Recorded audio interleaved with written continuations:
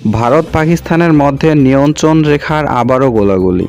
কাশ্মীরের পহেলগামে সশস্ত্র গোষ্ঠীর হামলায় ২৬ পর্যটক নিহত হওয়ার পর পরমাণু শক্তিধর দুই দেশ পাকিস্তান ও ভারতের মধ্যে দ্বিতীয় দিনের মতো গতকাল শুক্রবার দিবাগত রাতে গোলাগুলি হয়েছে। পহেলগামে হামলার পর চিরপ্রতিদ্বন্দ্বী দুই দেশের মধ্যে উত্তেজনা চলেছে। এক দেশ অন্য দেশের বিরুদ্ধে পাল্টাপাল্টি পদক্ষেপ গ্রহণ করেছে। ভারতের সেনাবাহিনী দাবি করেছে গতকাল শুক্রবার দিবাগত রাত ১২টার দিকে নিয়ন্ত্রণ রেখার বিভিন্ন পয়েন্টে পাকিস্তানি বাহিনী সেনা চৌকি থেকে উস্কানিমূলকভাবে হালকা অস্ত্রশস্ত্র দিয়ে গুলি চালানো হয়। জবাবে ভারতীয় বাহিনীও পাল্টা গুলি ছাড়ে। ভারতের সেনাবাহিনী দাবি, গত বৃহস্পতিবার রাতেও পাকিস্তানি বাহিনী থেমে থেমে গুলি চালিয়েছিলেন। তবে ওই ঘটনার ভারতীয় দিক থেকে কোনো হতাহতের খবর পাওয়া যায়নি।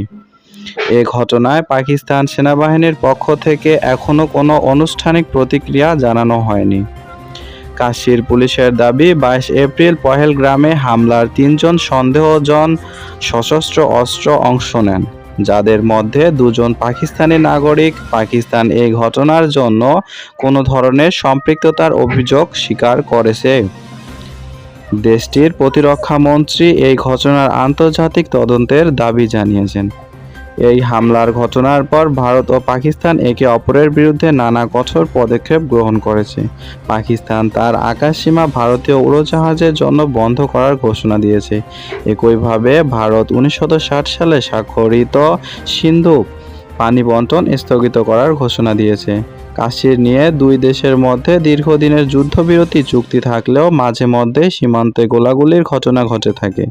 কাশ্মীর অঞ্চলটি দুই দেশেই নিজেদের বলে দাবি করে আসছে। এই নিয়ে দুই দেশের মধ্যে ৩টি যুদ্ধ হয়েছে।